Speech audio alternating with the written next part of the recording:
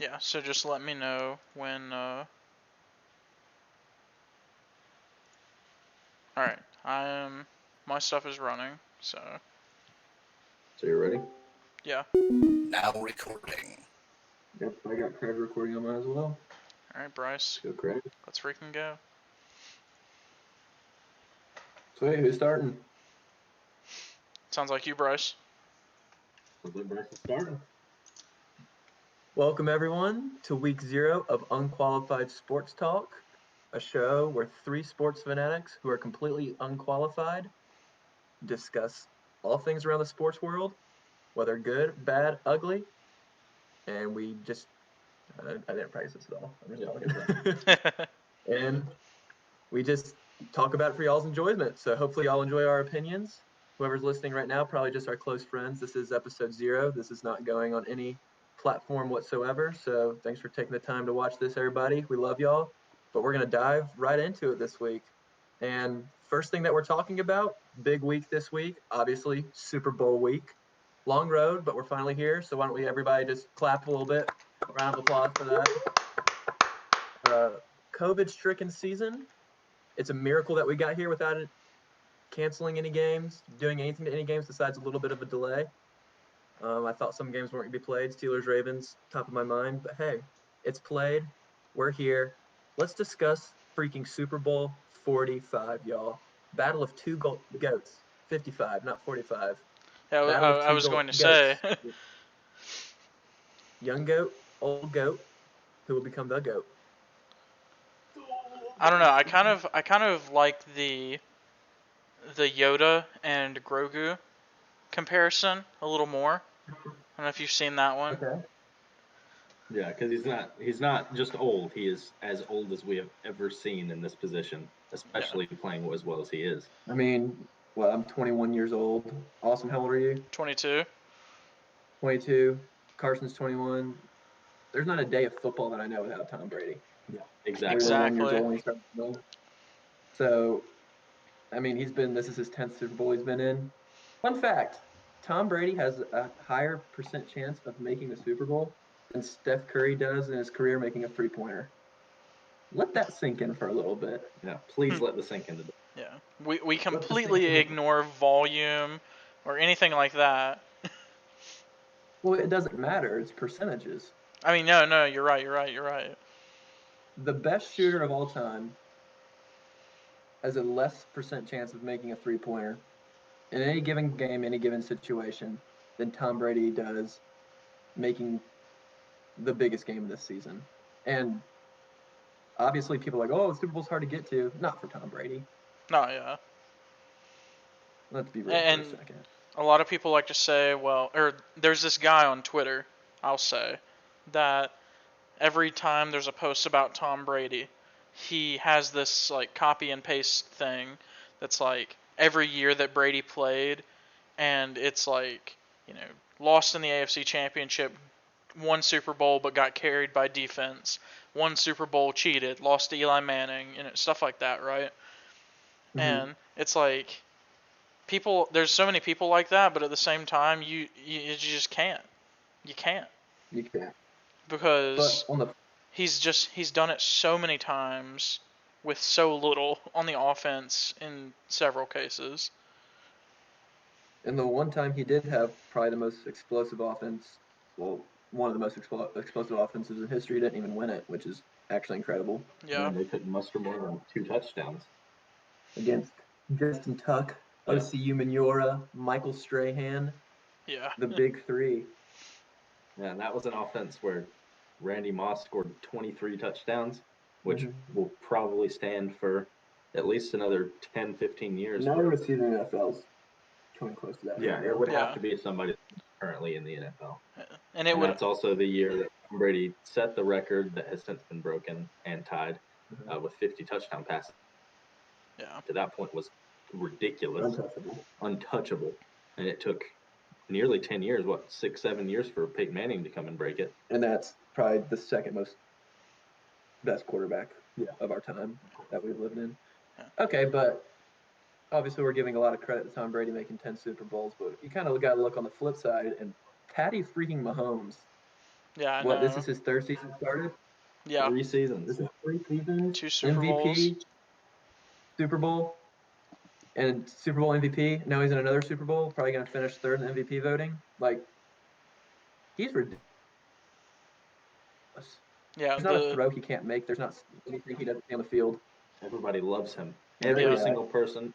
Only is he just loved like by every fan base that he isn't beating, but all of his teammates as well. Like everybody just wants to die for the guy, and he's entirely his personality is just contagious. I mean, I'm a Bills fan, right? Born and raised. That's a lie, but I am a Bills fan. That wasn't a lie. And I mean, he put the Bills in their spot. And you think I hate him anymore? No, you can't hate someone with that much talent and doesn't get in any trouble. Not a drama queen. Yeah, He's awesome. I think we're seeing like the culmination of how the league has been changing over the past few years. Like how we've started to trend more towards the offensive style of game rather than defensive emphasis. And I think he's like the the top of the mountain, right? Or like the cherry on top for that. He's like he's the Bud Knight of this revolution.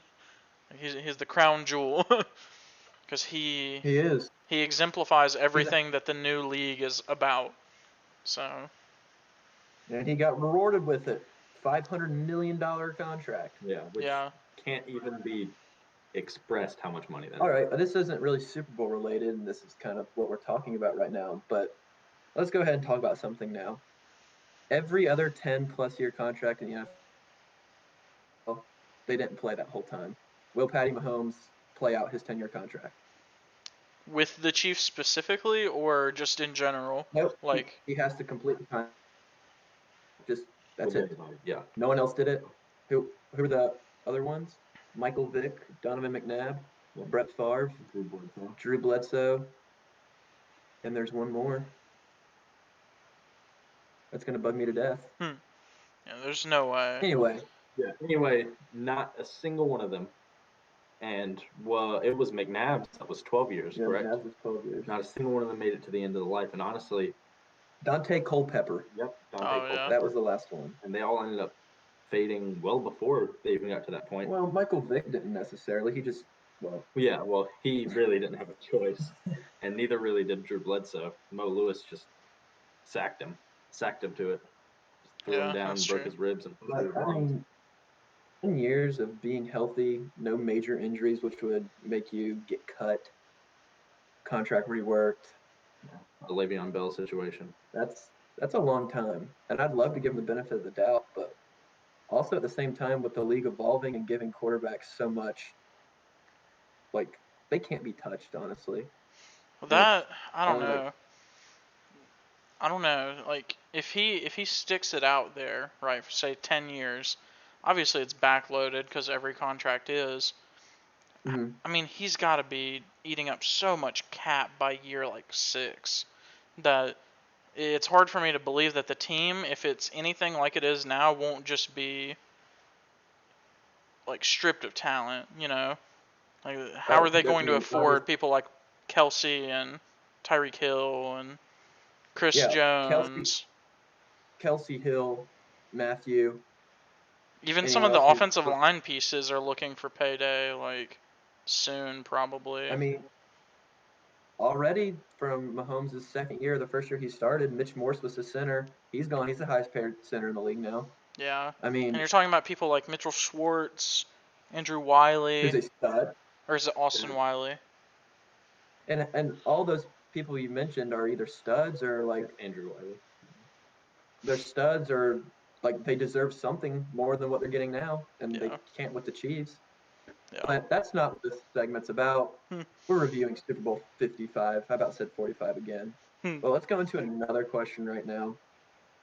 Obviously, first time in Super Bowl history that home team, that one of the teams playing there is playing at home. The Buccaneers. Super Bowl's in Tampa Bay this year. Is there going to be some sort of home field advantage with them? Any kind of like home field factor? Well, I would think it Well, would be dumb to say that the comfort isn't going to be there. Yeah. The knowing the territory, sleeping in your own bed at night, that kind of thing. It's going to Yeah, have at least some impact.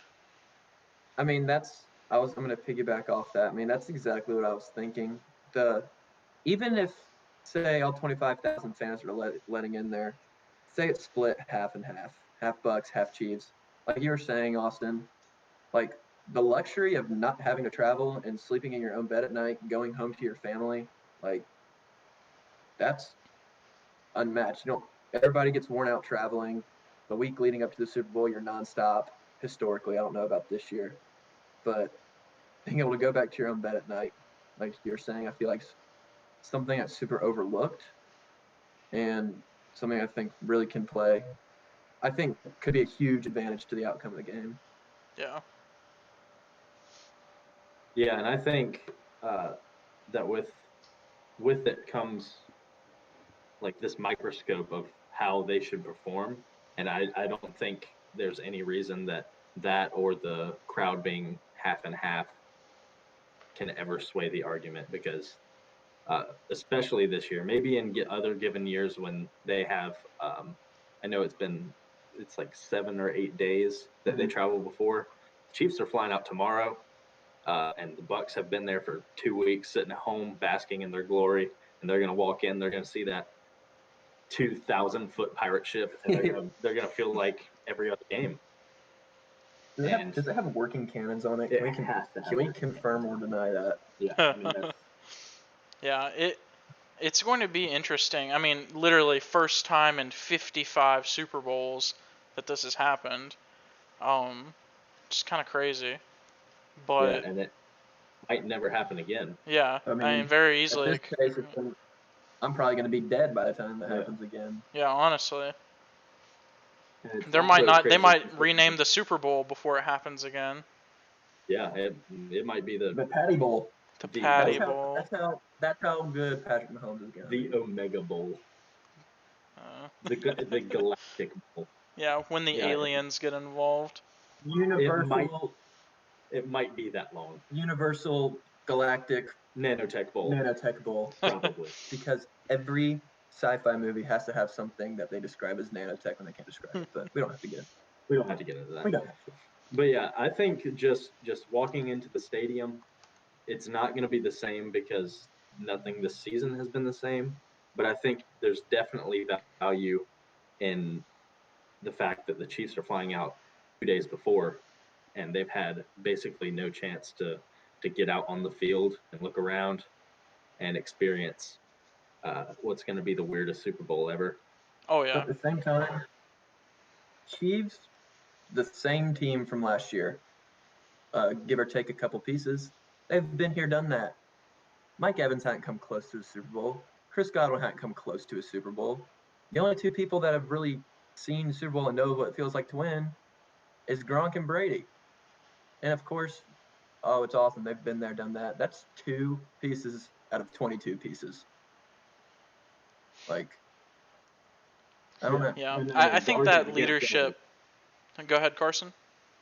The argument against that is, what other two pieces would you ever want? Like, if there's any two pieces for you to have, it's to A, connected like they are, and B, that have had as much success with Yeah, that best they have quarterback and tight end ever, individually and together. Yeah. and together. Right.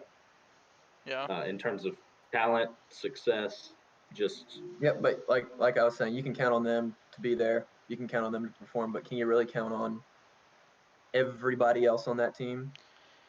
Well, I think the Ronald reduced Jones? number of fans and being at home will help some of that, Yeah, some of that pressure, because I mean, because no matter if it's like a neutral site or what, the Super Bowl is always so loud. Like it's always extremely loud at the Super Bowl. Like an away game for both teams. yeah, I mean, you hear everybody talking about, it's a Super Bowl. We're pretty hyped up, but as soon as they step onto that field and see all those lights flashing, like holy crap, we're at the freaking Super Bowl, and emotions start running wild, adrenaline starts pumping, and whatever happens there happens. But having two people, like we were saying before, like Gronk and Brady, who will, okay, we have business to get done. they're gonna get it done. Yeah. And it's Yeah. not like they're just any other player anyway. Like Tom Brady, he's a motivator. He's going to keep every single player hyped up on the sidelines. He's going to keep every single player involved. He is going to do his best, I'm sure, through this past week to keep every single one of them prepared for what's about to come. Because it's going to be, I'm sure it's going to be a shock for a lot of these younger guys and a lot of the guys who've been around and just haven't been able to see success, like Levante David. And it's something like they'll never maybe experience again. Yeah, and there's already been reports this week of Brady, after they won the NFC Championship. People were in the locker room, and I don't remember who I saw, but it was a tweet from someone said that people were crying in the locker room, like, tears of joy. Like, yeah, we're going to the Super Bowl, and Brady was like, "Why are you crying? We still have business to take care of." Did y'all see Gronk saying that he was happy that they were going to the 2 weeks ago? They were so pumped to get to the AFC Championship. Yeah. And someone had to correct him. So just like Gronk skipping out on sprints. So funny. I mean, the beginning of the season, he looks slow. I mean, he looks good now. But let's actually talk about the Bucs a little more. I know that they're kind of the storyline coming in here because of Brady, because of Gronk. They started out the season slow and obviously finished fast. Do we think that they could have benefited from like even a 2-week preseason this year just to get the flow of things? Like, do you think we would have seen this version of the Bucs earlier in the season? I'll say 2017 Golden State Warriors. That's my response. Whenever they added Durant, it wasn't great at the beginning, but the more and more experience they had, the better it got. So, I mean, they won a championship in really dominant fashion. Yeah, I think that can go with really every team, though, because no one had an off season, and every team is going to have this sort of turnover that the Bucs had, though they had much more spotlight with it being the most important position and the most well-known player in the league. So I think that spotlight definitely magnified it, probably way out of proportion. But of course, an offseason would have helped. But without that game action, you're not going to be ready for the game action, Yeah. So I think it really would have affected it very much, especially with Tom Brady coming to town and everyone saying, "Hey, this guy's here for the long run. We're preparing to play 25 weeks later. Like, why should we care right now? Well, it's week -2 of the regular season." Right. Yeah, and people were still talking in week 15, 16 about how Mike Evans and Tom Brady still didn't look in sync, and it was basically just AB, Gronk, and Scotty Miller that were looked like they were in Brady's head, and it was like, okay, but look where they're at now. It's like something is working. Yeah, I mean, you're going to go through struggles throughout the season, and I think that culminated what did it end up being, a lot to 3 loss against the Saints, and 38-3, I think. Yeah, 38-3 loss against the Saints. Like, that's just awful, especially for an offense that has weapons that I can't even count. That's how many weapons they have. Yeah, and then they come back and they handle business. Yeah, they handle business. They've looked like the best team in the NFC ever since that game, and honestly, run it back, they'll probably do it again. Yeah. I mean, they got Tom Brady at least one more year. Yep. True. And I mean, Chris Godwin leaves. Oh, so what? You've got Antonio Brown. Yeah. So it's ridiculous. I've got 2 interesting stats, I think, that maybe will influence the way you pick, or maybe it's to consider, or for consideration for how you pick. Tampa Bay this season is 11-0 when they score 30 or more points. Okay, as you should be. But they've lost 2 out of their 3 games when they give up 30 points or more. One of those being obviously the 38-3. And then the Chiefs, they're 9-1 when they score 30 or more points. and they've given up 30 or more points 3 times as well, but they're 2-1 when they give up 30 or more. 2 of them being against the Raiders, 1 of them being against Carolina. So it kind of seems like, at least for me, just based on that if one team can get to 30, they'll probably win, because the other team usually doesn't get to 30 when you do. Yeah. But So it's just the 31st. Yeah, and I mean we can talk about it as the race to 30 as long as we want, and that's a little high because the old adage is always first one to 20 in the yeah, super low games with really good defense. But the reality is, it's the playoffs. Everyone knows that every single bit of effort comes from every single bit of player on every single play. Mhm. The Chiefs end up averaging something close to 10 points less per game in their last 2 playoffs games than they did all season. And they have looked like they've been next to unbeatable. And I think that's going to come with every single player knowing that on both sides of the ball in all 4 quarters of this game, especially considering they've been there just as recently as last year. yeah, As I was saying before, I mean, from both sides, it's kind of been there, done that. So, I mean, you're looking from both teams, and it's like, okay, neither of those teams are probably going to have Super Bowl nerves, especially with the ball coming out of Tom Brady's arm. Um, like, it's going to be who's there to freaking play. It's not, there's probably not going to be lucky plays. There's probably not going to be like something that'll interfere the flow of the game just because of how good these two quarterbacks are and how. Has Patrick Mahomes thrown an interception during the playoffs? I don't think so either. Obviously, Tom Brady has had a couple. his struggles with interceptions, but I think that he's there to win a Super Bowl and he's going to do whatever he needs to. But like going back to what I was saying before, there's going to need to be people to step up. So I think we should go into talking about like who do we think or what position group do we think are going to be like the X factors during this game. And I can start us off.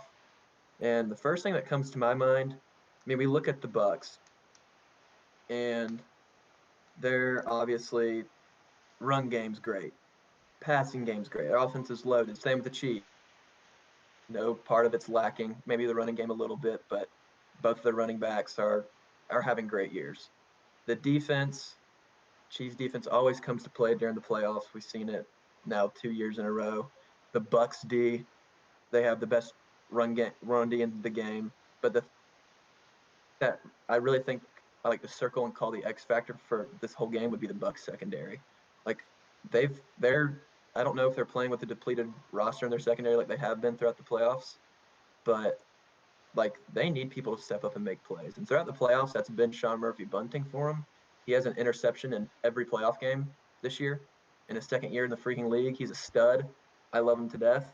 And I think you should circle his name for Sunday night and make sure that ball does not go near him because he is on a freaking rampage. He's locking up people and he's making big plays when he needs to.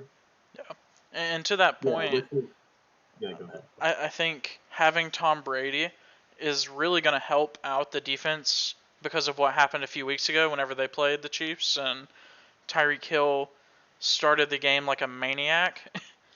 Because I think Tom Brady will sit down or has at some point probably sat down and talked to Bruce Arians and worked with him and then the defense as well on how in the world do we guard this guy? How do we fix what happened that game? I mean, that game was a 3-point game and it looked like it was going to be a blowout. Right. But yeah, I'm completely in the same boat as you. Is they have to take away Tyreek Hill and then manage Travis Kelce because you can't take them both away. Exactly. There's no way to take them both out of the game, and you can do your best to take away the deep ball, whether that is just in general or specifically taking out Tyreek Hill. But that's not going to limit them from getting some short little dinky pass that goes 45 yards out of nowhere. Yeah. And then you're looking up and they're on the 25 and they have a 7-point lead, and then the game's out of your hands. I mean, this Chiefs defense has to be most creative. I mean, offense has to be the most creative offense I've ever seen in my life. Oh, it without a doubt. They're running the ball number one, which is impressive when you have a receiving core in Mahomes. That's great that you can run the ball at all. But their passing game, the way they put people in motion, the way they cut up these zones and then throw a deep ball, throw a screen, like they're mixing it up every play, and you have to be on your toes. Like some of the other great passing teams in this game, whether it's the Bucks, the Bills this year, like they're pretty one-dimensional. Yeah. The Bucks, they got Mike Evans. They'll throw it 30 yards down the field. Okay, that's sweet. Yeah, they got Scotty Miller. He's pretty fast. But like, are they sending people in motion like these people? Stephon Diggs was the Bills' offense this year. Take him away, you win the game, as we saw with the Chiefs.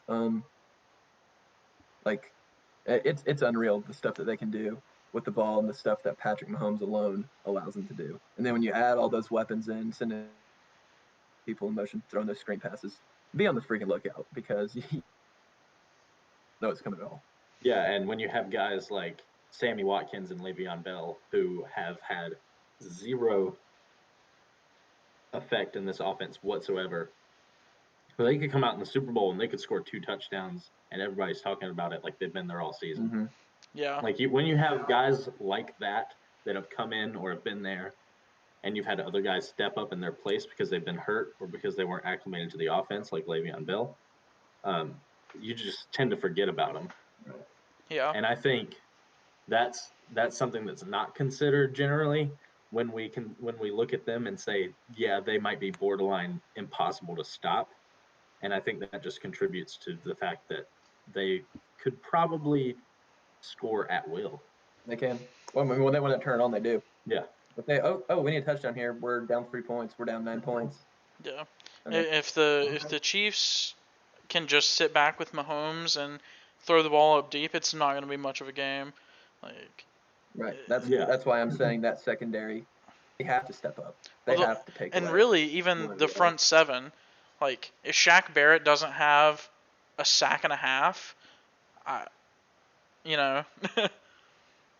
going to be tough. I agree. Yeah. That's go ahead. No.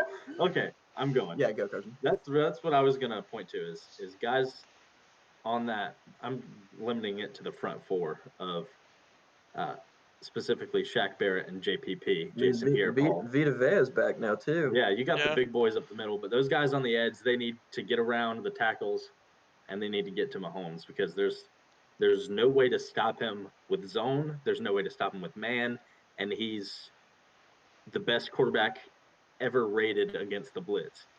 So outside of the pocket, dude. Yeah, and he can run outside of the pocket. He can extend plays as long as he needs to.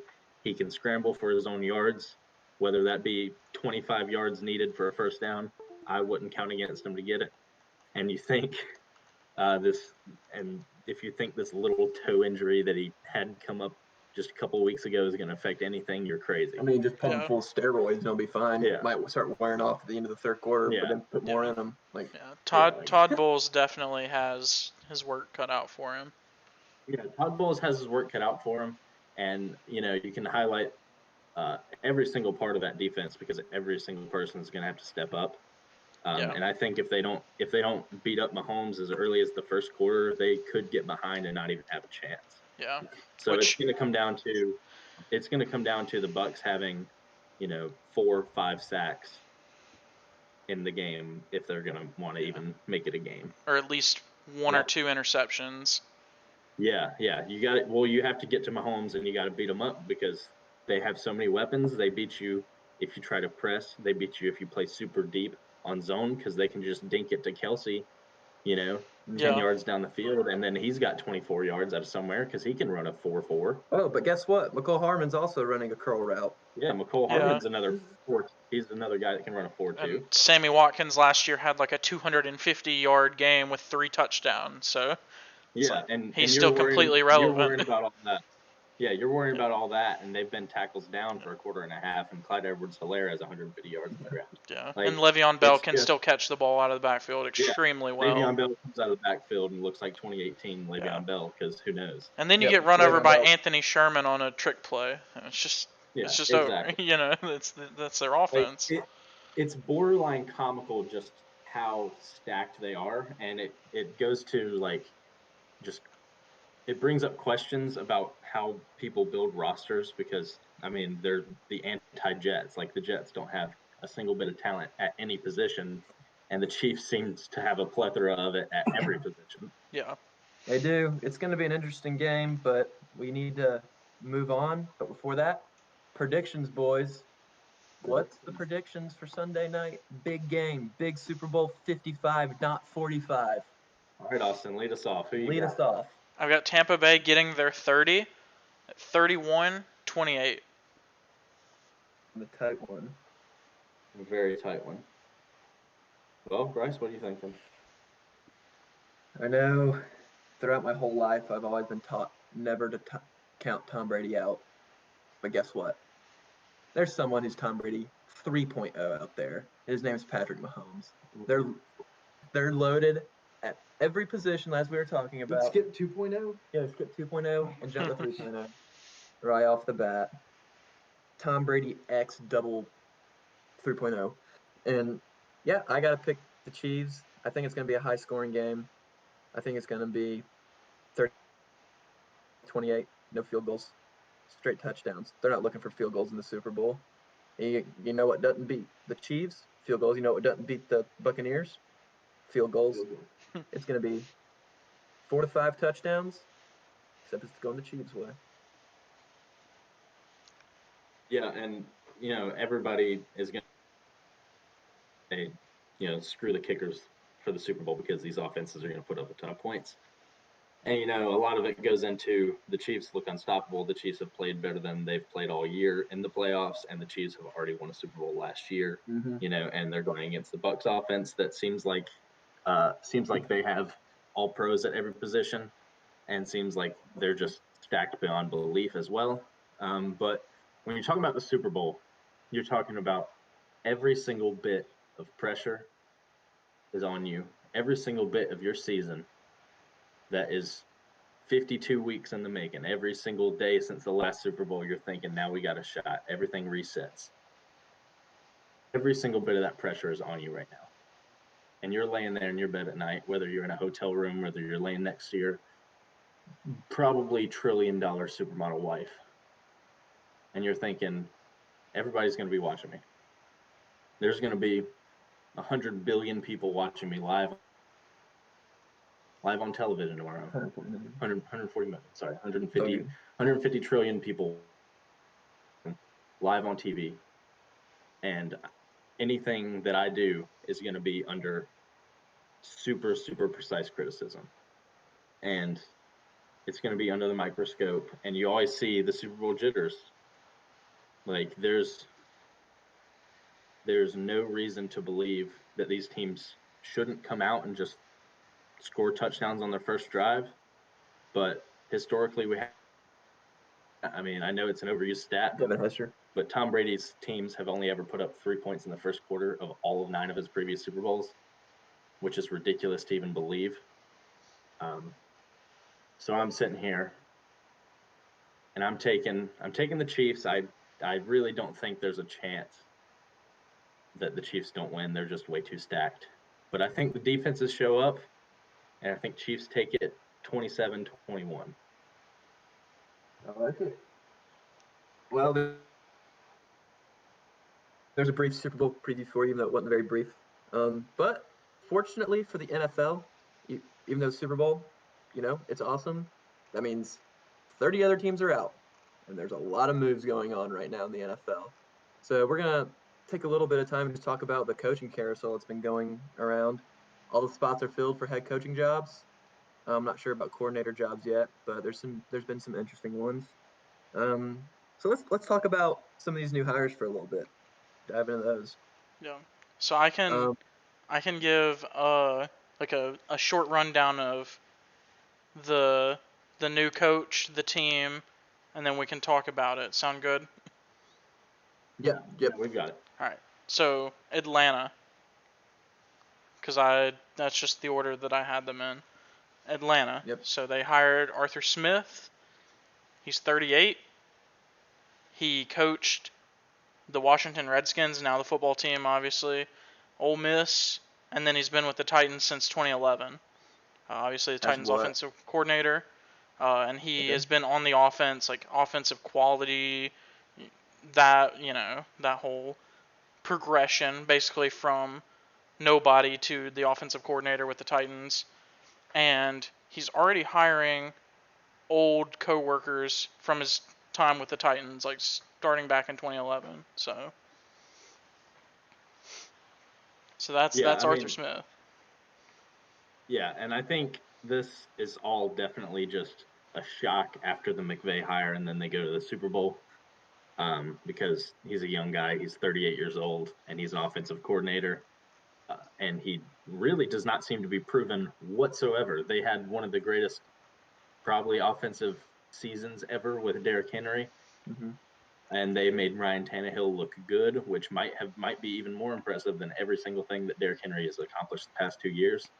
And I don't think that necessarily comes down to the offensive coordinator, the head coach, the players, or even the GM making the roster. I think it just comes to just a perfect storm of talent, a perfect storm the way the money has gone, and also good coaching. And it's pretty crazy that it shifted as quick as it did, of people trying to find quote unquote the next Sean McVay. But I don't think it's a bad hire whatsoever. You're the Falcons. You have offense. Like, that's the place you have talent. So hire an offensive minded coach. It's just, do you believe he is the guy? And I'm not super sold on that. Yeah, I'll piggyback off that and say I'm not really sold either. I like what he did at Tennessee. I mean, you have weapons like Carson was saying with Matt Ryan and Julio and Calvin Ridley. But do you really have anything else with that team? Like, right. I don't know. Matt Ryan, you have to pay him $100 million. There goes your cap. I don't know. I think the Falcons are stuck in limbo regardless of who they hire. Yeah. Yeah. So, a decent hire, sure. My favorite. Just a piss poor situation, but I also the biggest fan of him. Yeah. And there's been a lot of talk about how they had 11 starters that were first picks at some point. Mm-hmm. But that could not mean any less. Like, first round picks are hit or miss every single year. It's probably 40% hit in terms of actually making an all pro team or Pro Bowl, sorry. Yeah, in a good year. Yeah, just because these guys had talent when they're 21 years old doesn't mean, they're 30 now and they're one of the best players at their position. It's just not true at all. Yeah. But I think when you think about the talent that they have, it's few and far in between, other than the best wide receiver duo in the NFL. I'm just going to say it: Calvin Ridley and Julio Jones, and a shell of Todd Gurley behind the line with Matt Ryan, who Todd Gurley, yeah, he's a whole buggy. Todd Gurley is he's a whole buggy.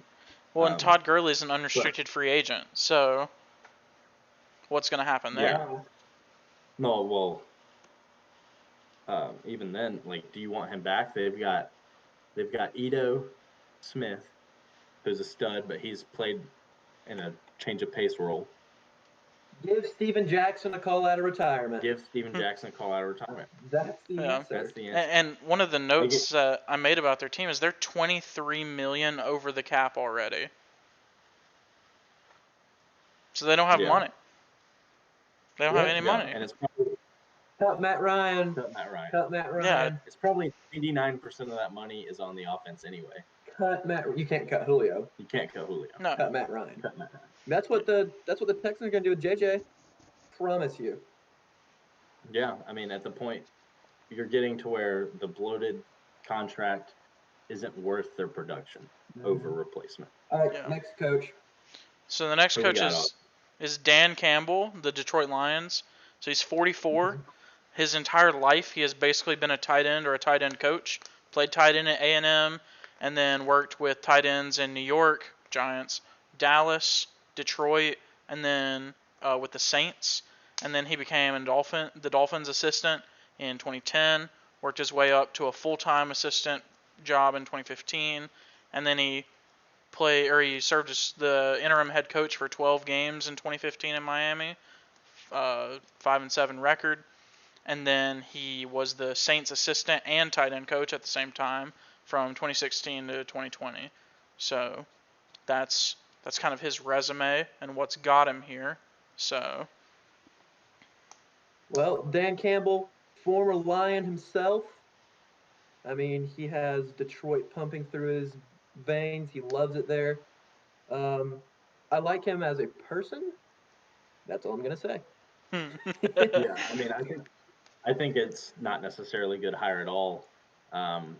But you look at the way the NFL is going, and it's just all mimicry as far as they can get, and they take it and they ride it.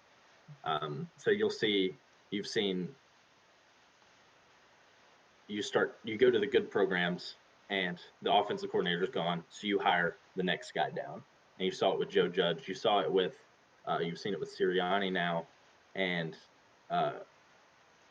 they just keep going. And Dan Campbell's one, like, he wasn't the Saints offensive coordinator. He wasn't the coach. He wasn't any sort of coordinator. He was a tight ends coach. And of yeah, course, I'm sure he was all in Sean Payton's pocket, being buddy, and he knew everything that was going on. But what in the world leads you to believe that a tight ends coach is going to be able to come out and not only coach every single position on the field, but be able to inspire these guys? I'm not necessarily buying it. He played for Motor City. He knows the struggles. He He knows knows the the struggle. struggles. all I'm He's gonna been say able is to T.J. score Hawkinson. 60. T.J. Hawkinson is about to have a year because he's gonna know He's everything about being a gonna tight end. You're gonna have 8 tight ends coaches just at every single Yeah. coaching slot is just gonna be a tight end coach. If this were Hey, you guys- Madden, every play would be tight end this, tight end that, tight end this, and Jared Goff is gonna throw 5,000 yards to T.J. Hawkinson alone. Exactly. I mean, Dude. he's gonna have to. I promise you, him and Dan are going to go on the golf course. See what I did there? And they are going to bond, and they are going to become. He has the blood pumping through his body. Motor Literally City. pumping. Motor Yeah. City blood. I know. No, it's oil. He's got oil in his veins. Freaking veins, y'all. Yeah, I But- don't think this is a good situation at all. It's a horrible situation. Every single bit about this situation is awful. They have one of the worst rosters in the league, quite possibly the worst. You look and you see maybe 3 promising players. Jeff Okudah, T.J. Hawkinson, And DeAndre Swift. And Jeff Okudah just had one of the worst seasons Ever. for Yeah, the historically top 5 ever. pick. Yeah. And TJ's got the pressure of the 3rd-year jump that he's supposed to have coming up. Yeah. And And they've got you're the in a city- scraps of the Patriots' old Yeah. defense. Yeah, literally. You've got the city on your back, and there's not much city left Well, because it's one of the worst cities in You the get world. rid of Matt Patricia, who didn't do anything. and bring in this guy who's homegrown. People like him. People might be able to get on his back a little bit. And whatever, do what you got to do. Yeah, Yeah. do what you got to do. Yeah. Next one. All right, so then we've got Houston, probably one of the most interesting ones just because there's so much left in the air. But David Culley, he's 65, so by far the oldest coach that was hired this cycle. He played college football at Vanderbilt, first black quarterback at Vanderbilt, and this was like back in the 70s. So, and then let's see, his first coaching job was at Austin Peay State in 78. Jumped around from a bunch of smaller schools in the 80s. Wide receiver coach at A&M in 91. Tampa Bay wide receiver coach in 94. Steelers 96. Eagles 99 with Andy Reid. Or excuse me, not yet.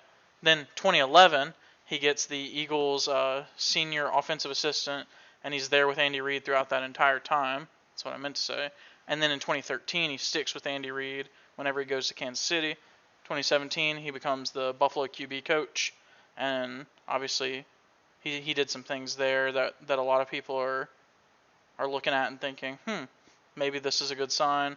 and then in 2019 he was with Baltimore, and obviously we saw Lamar Jackson's progression and regression all at the same time. So Lamar Jackson, that he's a whole buggy. that's the kind of situation that David Culley's walking into at 65 years old.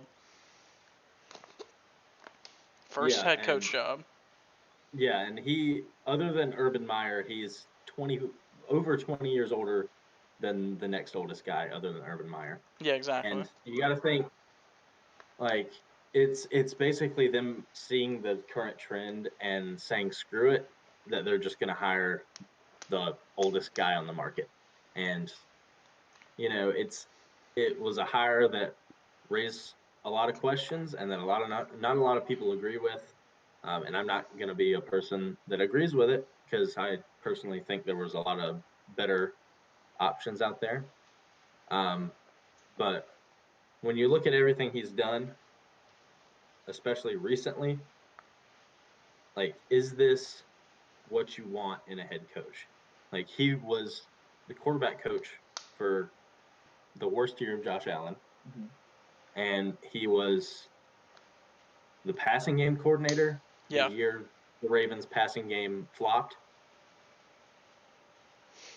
Yeah. So not good signs to me. that's not a good look. Not a good look at all. And if you have a career as a wide receiver coach and you spend 2 years with the worst wide receiving core in the league in terms of production in Baltimore, like, I don't understand how that gets you a head coaching job in 2021.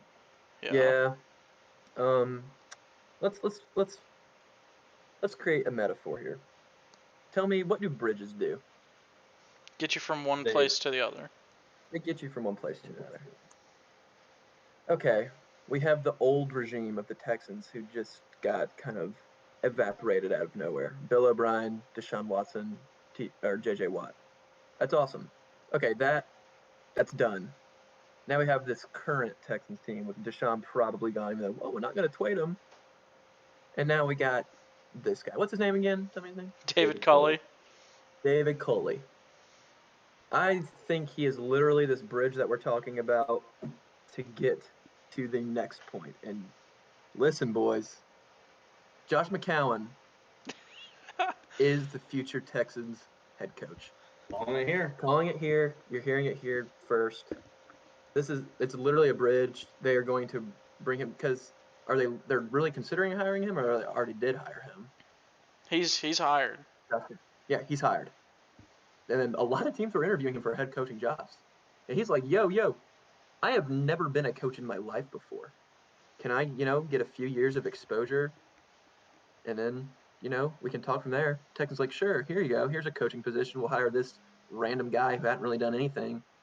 You can learn from him. He's been in the league a while. Here you go. You can learn a few pointers. We'll groom you up in here. It's just like, when quarterbacks get drafted, rookie quarterbacks, they're under a veteran, usually Ryan Fitzpatrick. Or Alex Smith.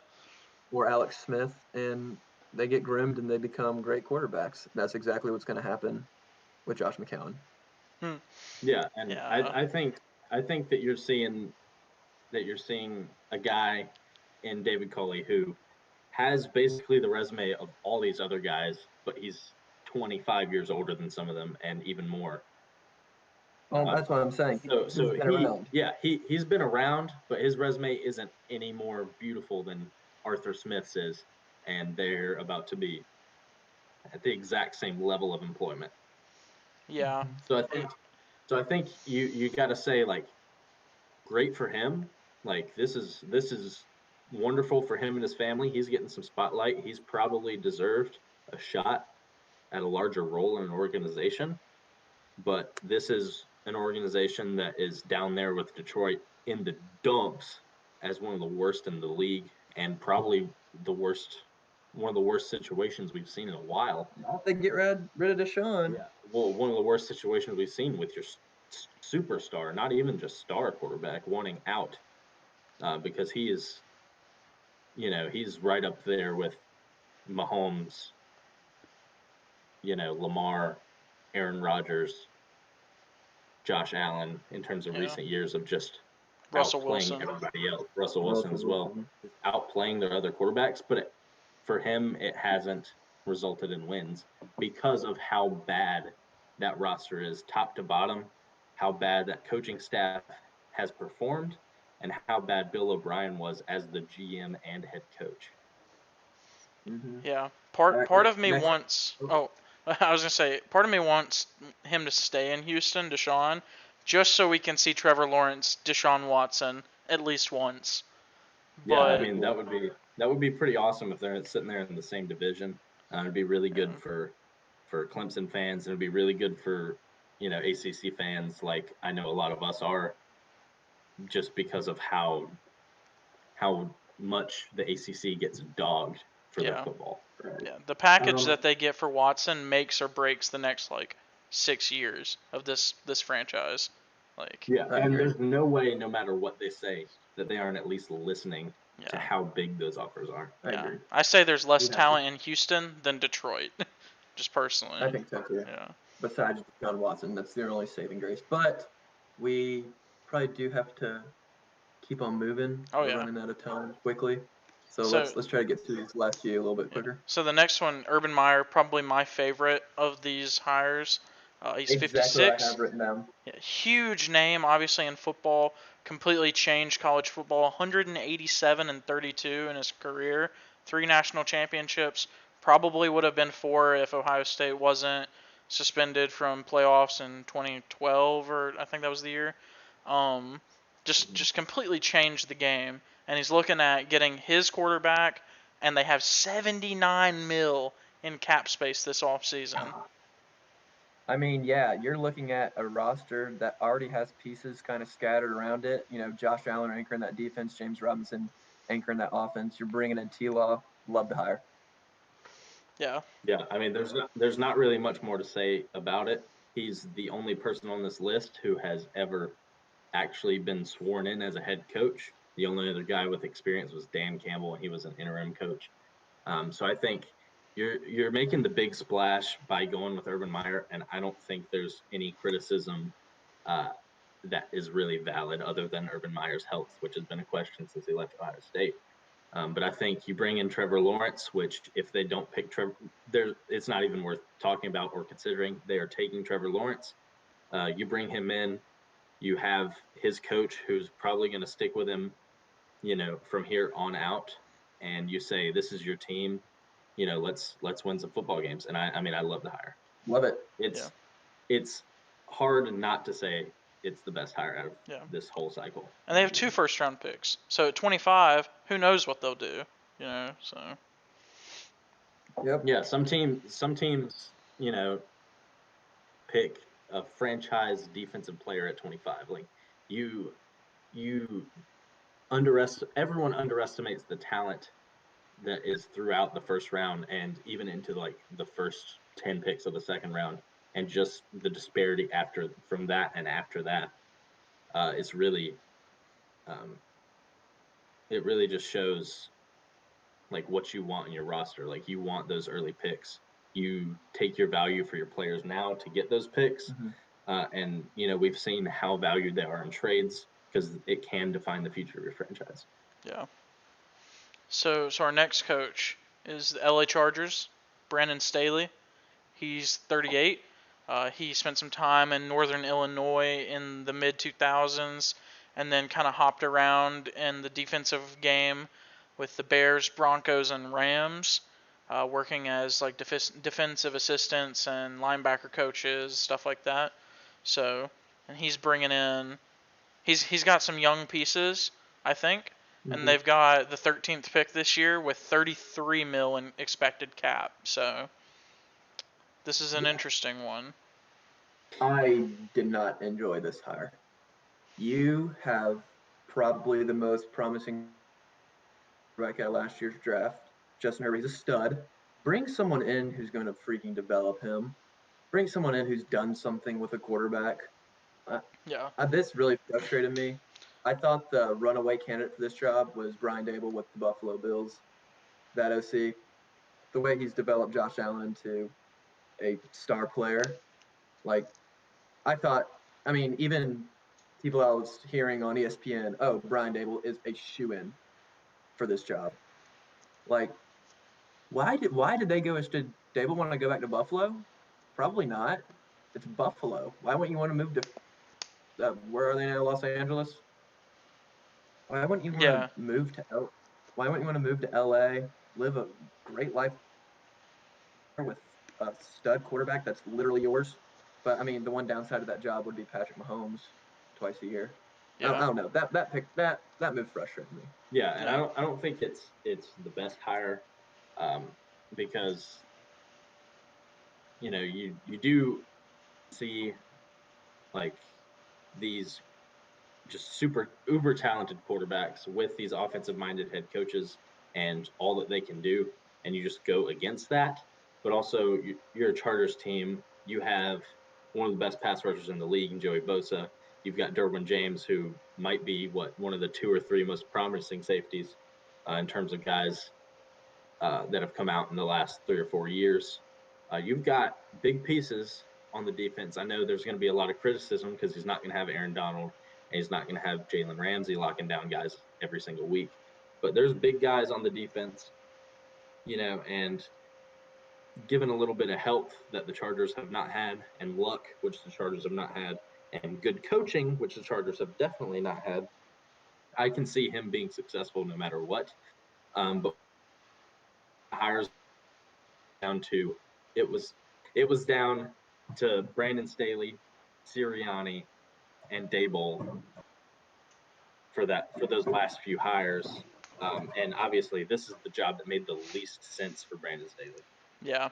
I wanted Sirianni in LA, and I'll talk about Philly whenever we get there. But yeah, I thought Sirianni made more sense in LA than Staley, because Sirianni's a run game guy, and Justin Herbert with a run game, we saw it at Oregon, is really, really good, and they have a promising backfield if they can stay healthy in LA.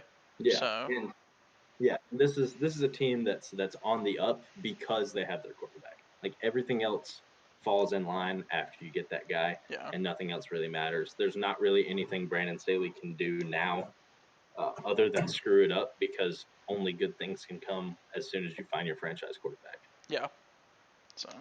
So the next Who we got now? coach is Jets, Robert Saleh, 42.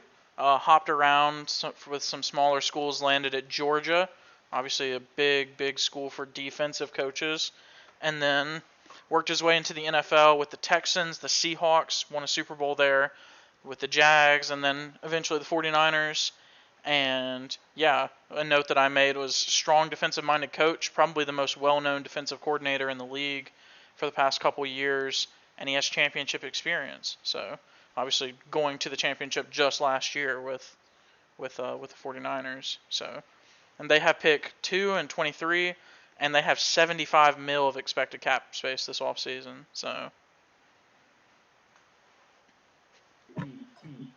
Jets. I like this hire a lot. same. He has his work cut out for him. He's proven. He's a great hire. That's all I'm gonna say. Yeah, and I don't think there's much more you can say. Every person that has ever spoken about Big Bob Saleh has just spoken glowingly about how much they love him. There's only one Big Bob in the NFL. There's only one okay? Big Bob. That's Big Bob Tunyon. But Bob Saleh might be the widest man of all time. He's probably 3 feet wide from shoulder to shoulder. Pure muscle. So he might have to suit up and get in the stance and throw some guys down next year. Yeah. He needs to fight Robbie Lawler in a cage match. He needs to get into the cage. That's how big he is. But the Undertaker would be there, and he rose from the dead once. Yeah, well, the Undertaker rose from the dead, and Big Bob, though he's not Bob Tunyon, is going to raise the Jets from the dead. Does that mean his nickname's going to be the Undertaker? He's Big Bob, the Undertaker Saleh. Bob the Undertaker Saleh. You heard it here first. He's bringing the Jets out of the dead. But also, why this can be criticized is because the Jets are just the Jets. Like, it is Jets, Yeah. Jets. I mean, It is you the think worst about the roster. year they signed C.J. Mosley and Le'Veon Bell. I think they had like Mhm. 95 million in cap space, and they couldn't build a team with 95 million dollars. So, yeah, they can Yeah, I definitely mean, mess it up.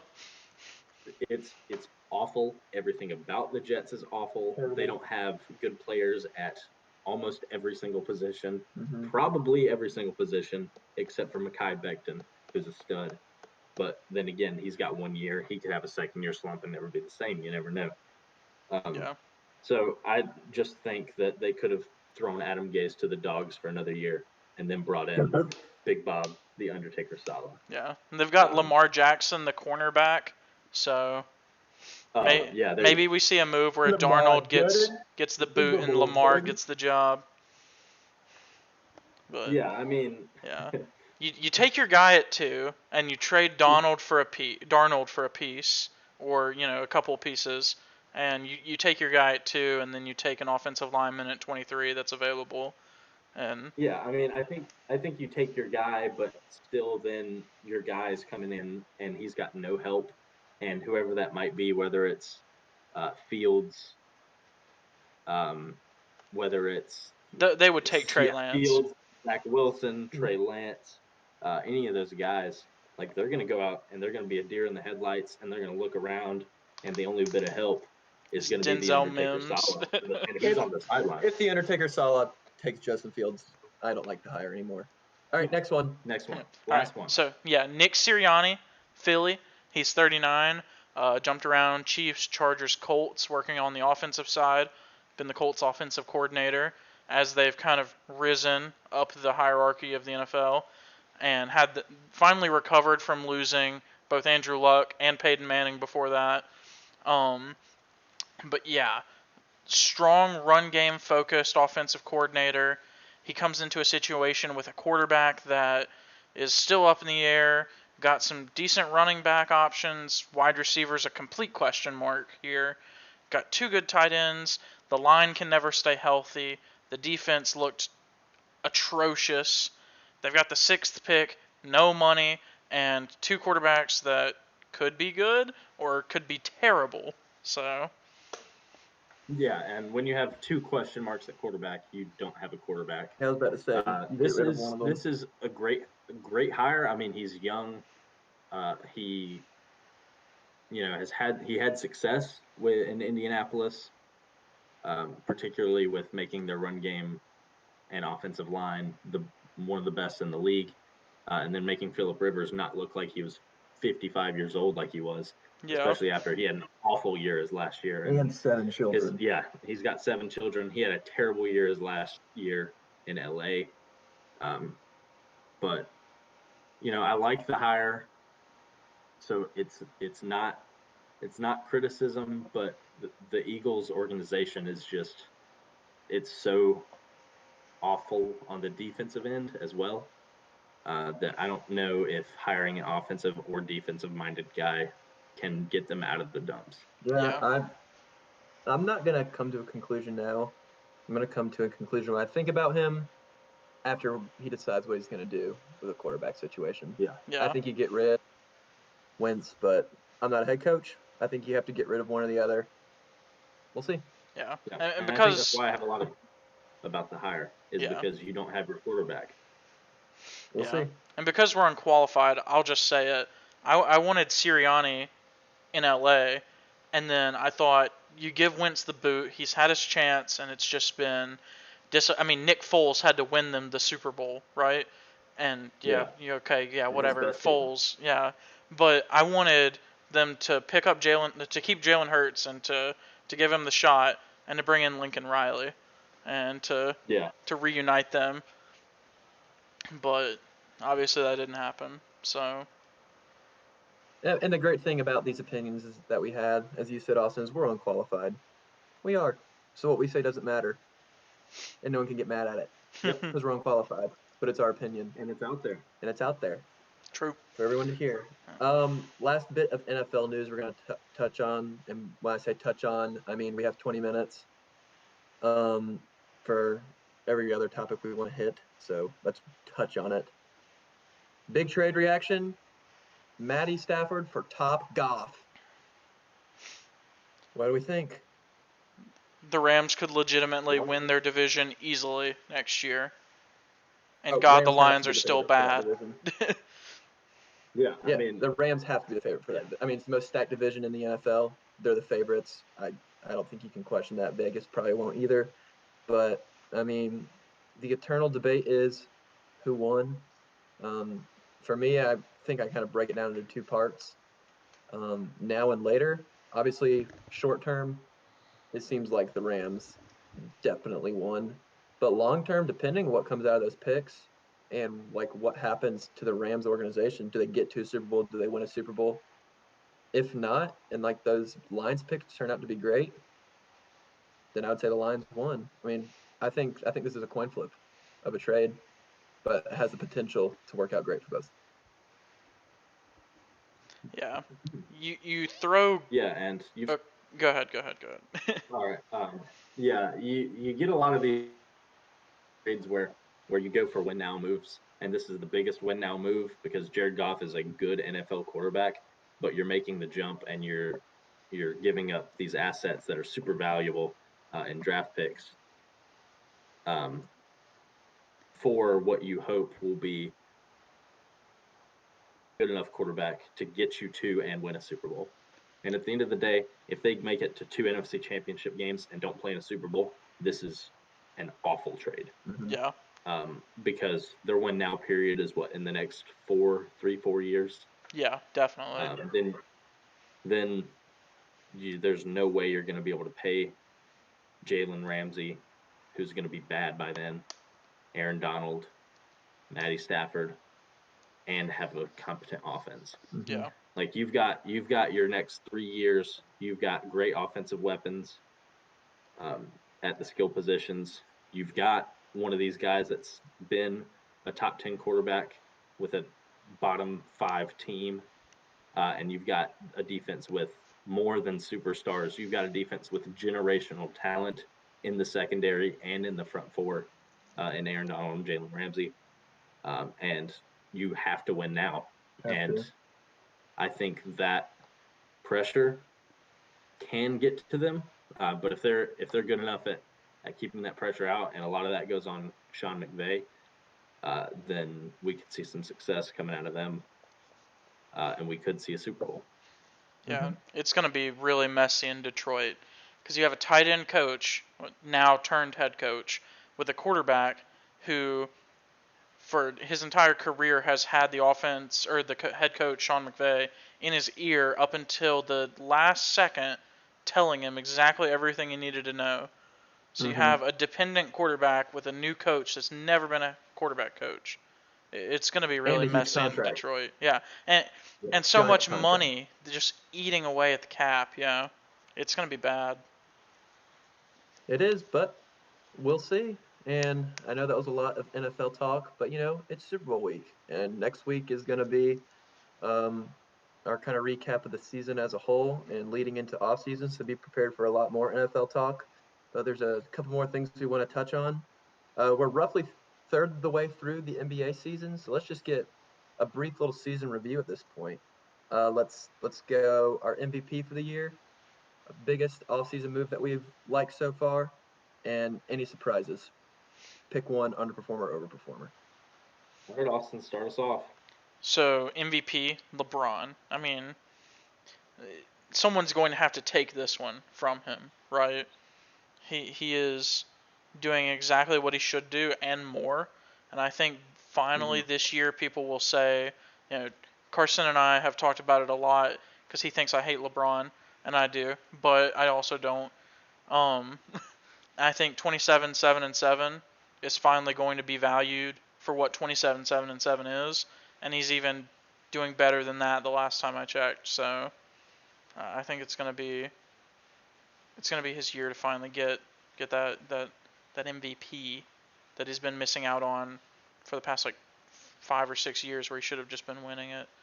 So Yeah, and Carson will tell you I'm the biggest LeBron stan in history. I love him so much. He's my favorite NBA player. My favorite NBA team's LeBron's current team. So I'm a huge LeBron fan. But even though I am a stan, I'm gonna have to kind of contradict you, Austin. My question to you is it the year of the freaking big man? Jokic and Embiid are going off this year. Jokic is averaging 27, 12, and 9, shooting 58%. And Embiid's 28, 11, and 3, shooting 54%. They are dominating their games. The Sixers haven't lost when they have a full lineup, which is crazy, 12-0. Jokic, they had a slow start, but they're coming into their own. I think they're third in the West now, even ahead of the Lakers. I'm right now. I'd probably give the upper hand to Jokic, but I think Embiid's right there with him, and I'd love to see a center win MVP. Yeah, and when the MVP conversation comes up at this point, Jokic is up there. Embiid's on the next level, but he's right there with LeBron, Kevin Durant, Luka Doncic. Mm-hmm. And whether it be the year of the big man or not, I think the storyline is going to LeBron after bringing a championship to LA.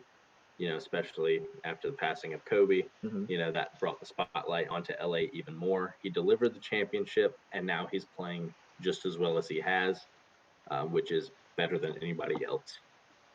So if I was going to sell my house that I don't have to put money on MVP, I'm putting it on LeBron.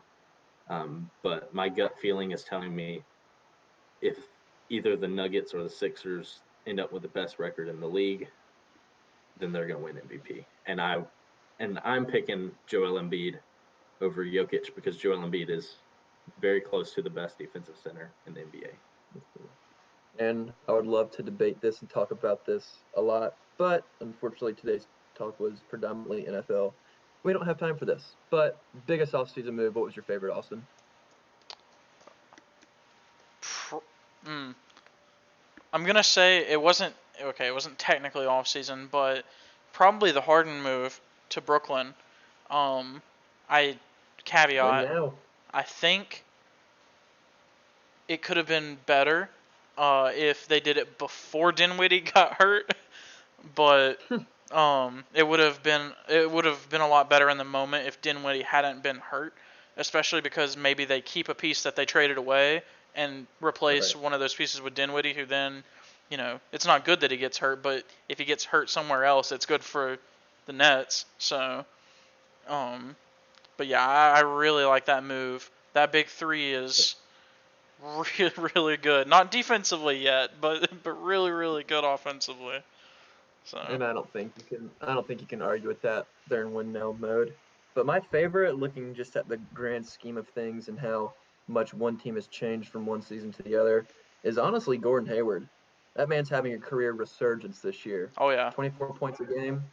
Like, I love it. But what's right up there with me too is the Raptors keeping Fred VanVleet. I was not a believer in him at all. Okay, yeah, he's had a pretty good season. But the other night when he went off for 11 threes and 53 points, I'm like, okay, I kind of have to buy into all the hype, and I have to kind of call him a legitimate threat and player. I would probably give the slight advantage to Gordon Hayward just because him and LaMelo Ball are putting Charlotte on the map.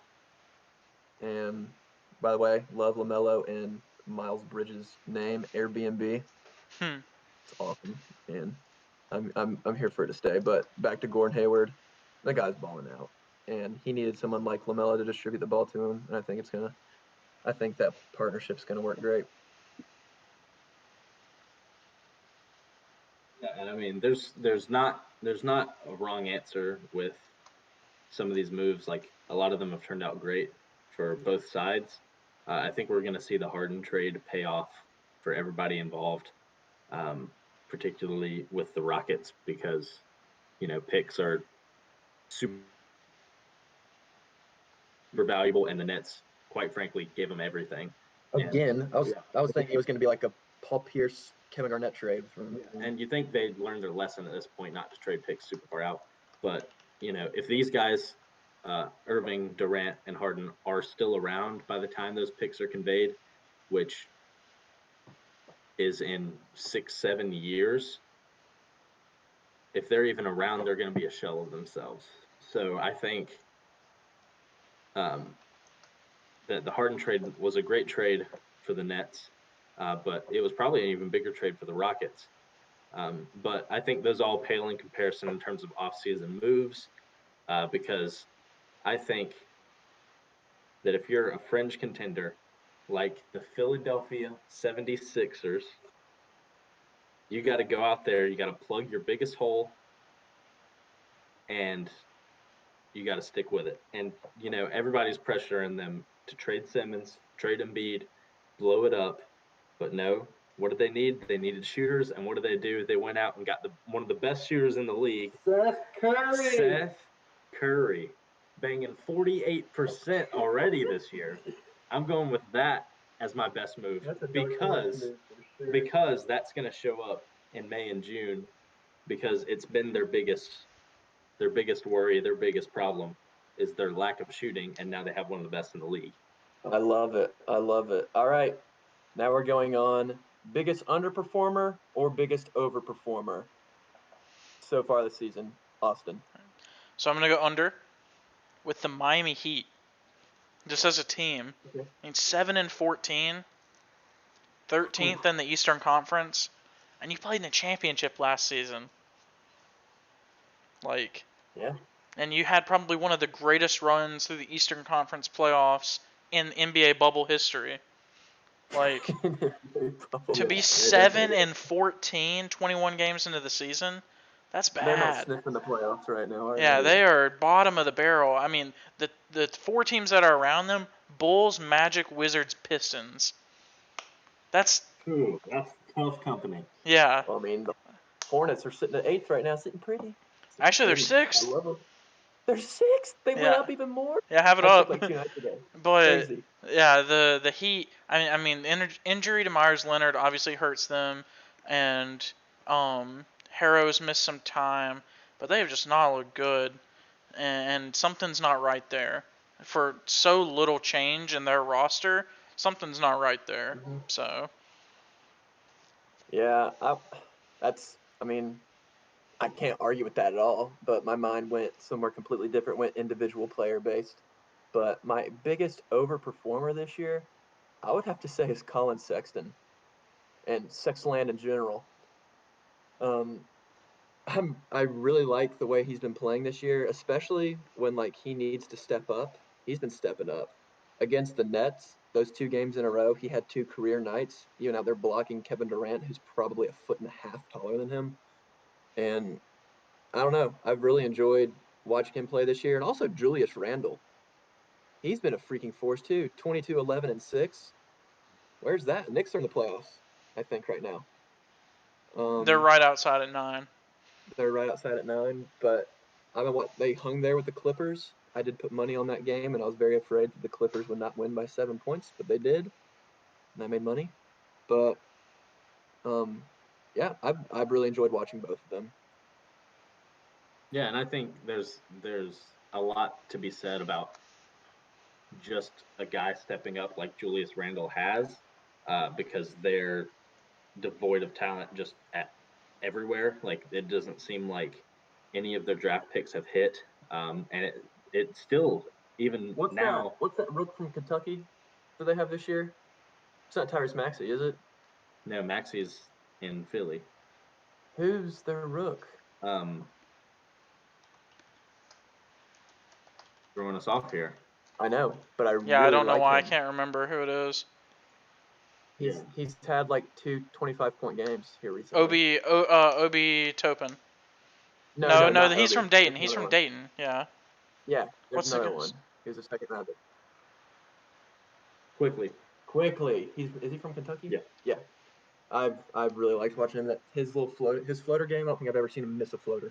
But go ahead, Carson. He probably has not missed a floater. But yeah, big value to Julius Randle, even though he might even still be overpaid, though he's playing better than he ever has, even though he's Julius Randle.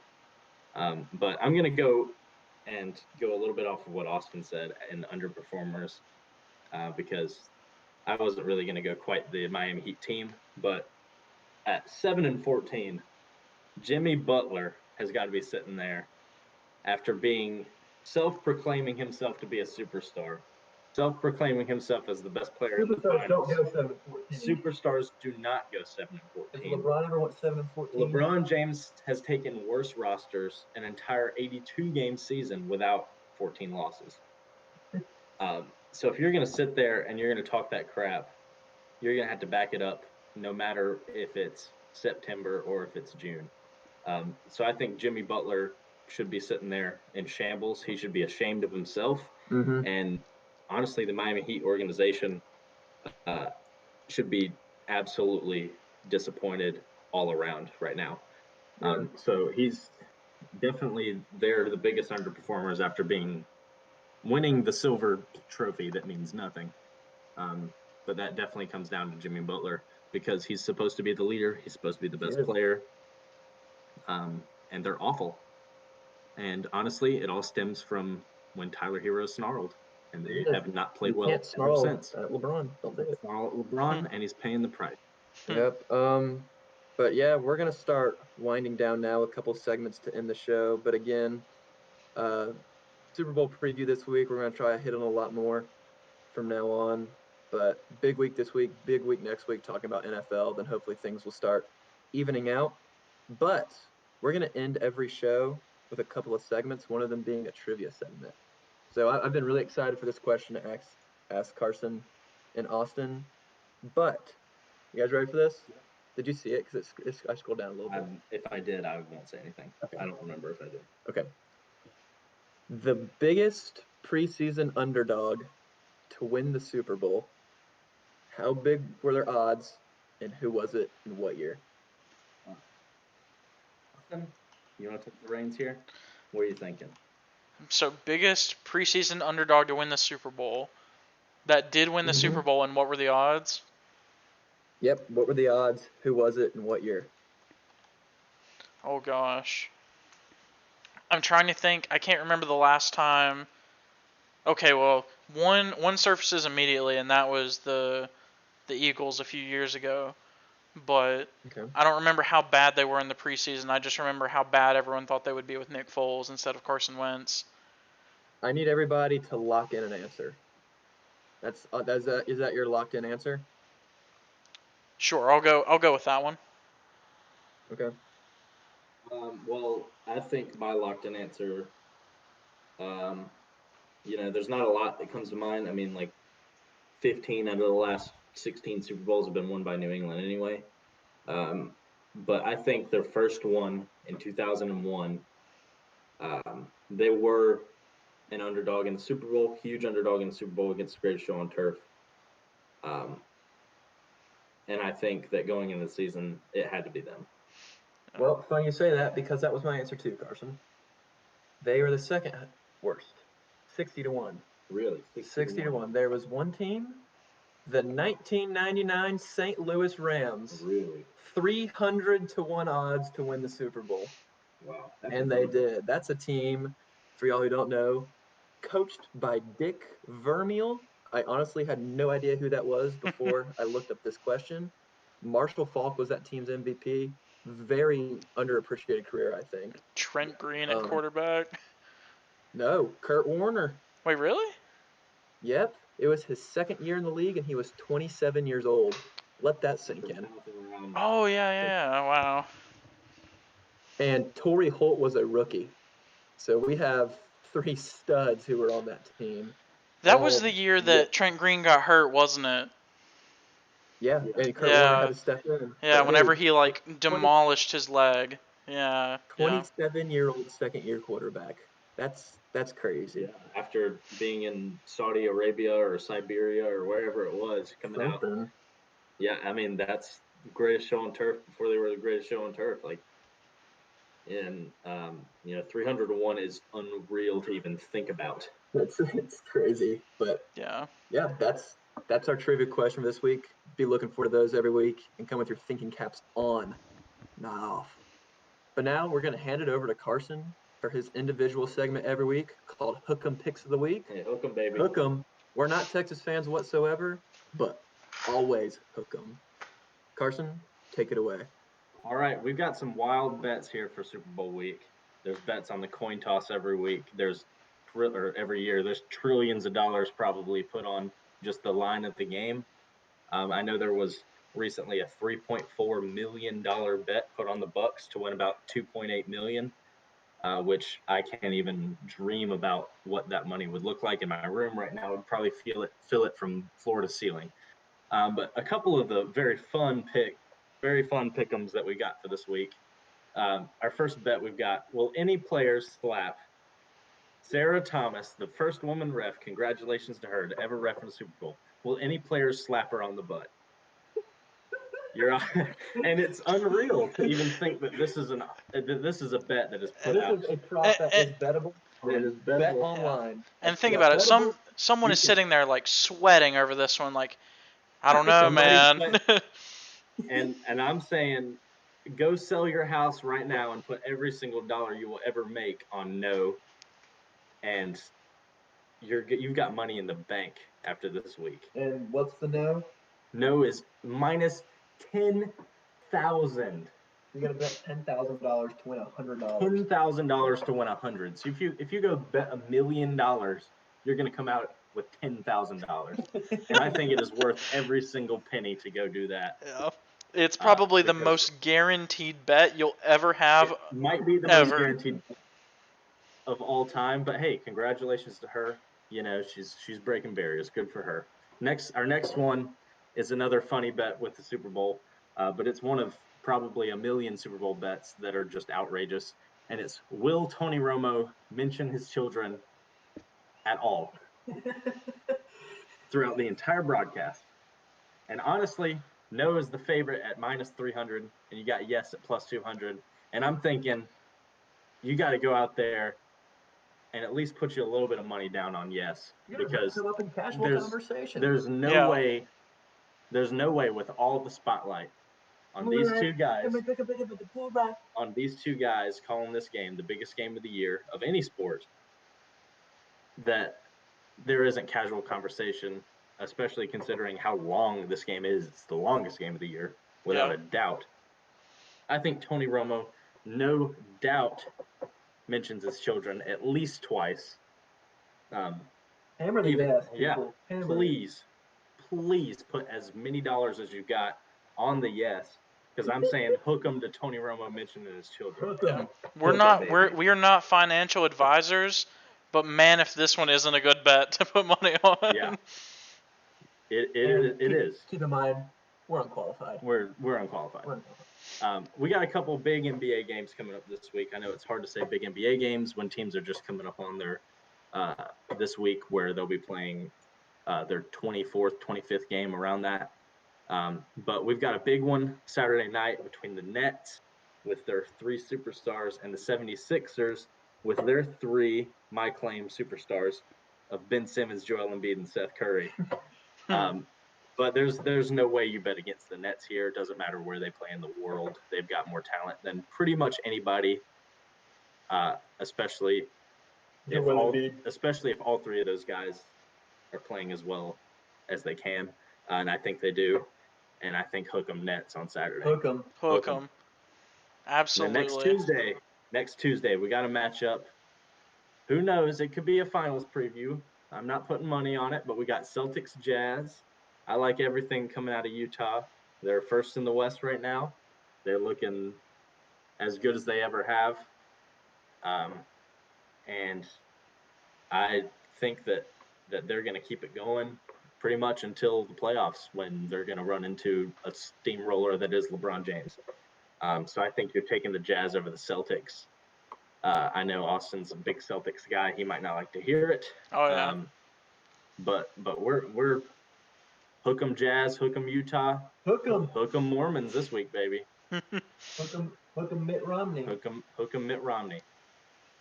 And then, we like to have a little variety here, so we got to get a little bit into college sports. Next Wednesday, right before we'll be into episode 1, not episode 0, maybe episode 0 plus 1. We've got number 22 Florida and number 11 Tennessee. Right now, that's bound to change. Both of them are coming off of losses this past week. But this is an SEC matchup that will probably come into play when it comes tournament time. Neither of them are really in play for the number one spot in the SEC, but this is still a big game nonetheless. Two ranked teams, two really good teams, and I think Florida is playing absolutely inspired without Keontae Johnson. And I think they win this game. They go in and big upset the Volunteers, who are going to volunteer to lose. Hook 'em Gators, baby. Hook 'em. Hook 'em. Hook 'em. All right, and also end every show, we're going to do a random top 3. This week, we're just going to list them and not really give any explanations of why, because it's awesome and random. But I can start with top 3 foods you would want at your Super Bowl party. I'm going buffalo chicken dip, my grandma's M&M cookies, and a local favorite. I am from Gastonia, North Carolina. Sundrop, the nectar of the gods. So I'm a little bit more basic, but I would go Papa John's, stuffed crust, the new one, pepperoni pizza. Okay, well, What's that? well, Pizza Hut has the original stuffed crust and it's superior in every way, but you can keep on going. But Papa John's is just better. Okay, Well, you hey, can't help Pizza Hut, but yeah. we get it. And then wings, Okay. doesn't matter where from really. Chicken wings, just solid, especially if they're so spicy that they make your mouth numb when you're done eating them. That's the only way. Buffalo chicken wings, and then Krispy Kreme donuts, Unbeatable. original glaze, baby. Like it. Original glaze. Pizza and wings is never a bad option. And I think my top 3, I'm just thinking those are so out of the way, the best thing you could eat any day of the year, that I'm not even considering them for That's this. what I did too. Pizza and wings aside, literally typed out on my notes. And I'm thinking alike with Bryce a little bit. Buffalo chicken dip is probably the best of all the dips, except for maybe Copenhagen. That was a joke. Or queso. Yeah, or queso. But I think buffalo chicken dip with some Tostitos scoops, and you almost cannot beat them. And then, coming down to our number 2 spot, is something that I think not enough people have tried, but nacho cheese Doritos with salsa. That sounds terrible, but Yeah. but you're Unbelievable. I am unqualified, but no matter who is listening, you got to try it. It is unreal. And then number 3, the dark horse of all dark horses, the classic veggie tray. with ranch. Veggie tray with ranch. You have to add the with ranch. No one ever is going to go out of their way to buy one, but somehow they always show up at Super Bowl parties, and you will always find yourself going over and grabbing 3 or 4 little tomatoes or 10 Celery pieces of sticks, celery. baby. You will always find yourself going over and snacking on those, and I think it deserves some credit, so I've got it at number 3. Especially if Nice, your team nice. is winning. Oh, that's great. But to end the podcast today, we're going to relate it back to the Super Bowl a little bit. And you have a yes or no answer for this and a 5-second explanation. Okay? We're not doing anything deep here.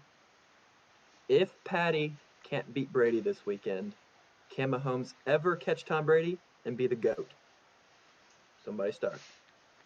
No, too much money in that contract to ever have any talent for the next 10 years. Okay. I'm going to say no as well. You can't lose to Tom Brady 2 out of 2 times in the playoffs and think you can get over his hump. Especially old Tom Brady. Yeah, and I'm also going to say no. It's pretty easy to say, mainly because this might be one of his only other chances. You never know. There's nothing guaranteed. You got to win this one because it's right in front of your face if you're Patrick Mahomes. Yep. And ladies and gentlemen, that's episode 0. Episode 0. Hey, congratulations. Yeah. Congratulations. Congratulations, Aaron Rodgers, on winning MVP also. But thank you again for listening. Episode 0 of Unqualified Sports Talk. We're looking forward to doing this every week and looking forward to you being part of our podcast journey. We're hoping to expand our fan base. So if you're listening to this, that means we're close to you. Go ahead and give us a shout out on social media or something. Instagram, Snap. We'll even take Facebook. So Snapchat. So that way all the old people can also watch us if they like sports. But remember, this is the most important thing. We're unqualified. so our opinions don't matter. But just because we don't play it doesn't mean we don't know it, guys. Amen. But we're unqualified. So tune in next Friday, episode 1 coming out at 10 a.m. sharp. We're looking forward to seeing y'all there. And Amen. Bryce Turner signing off. everything.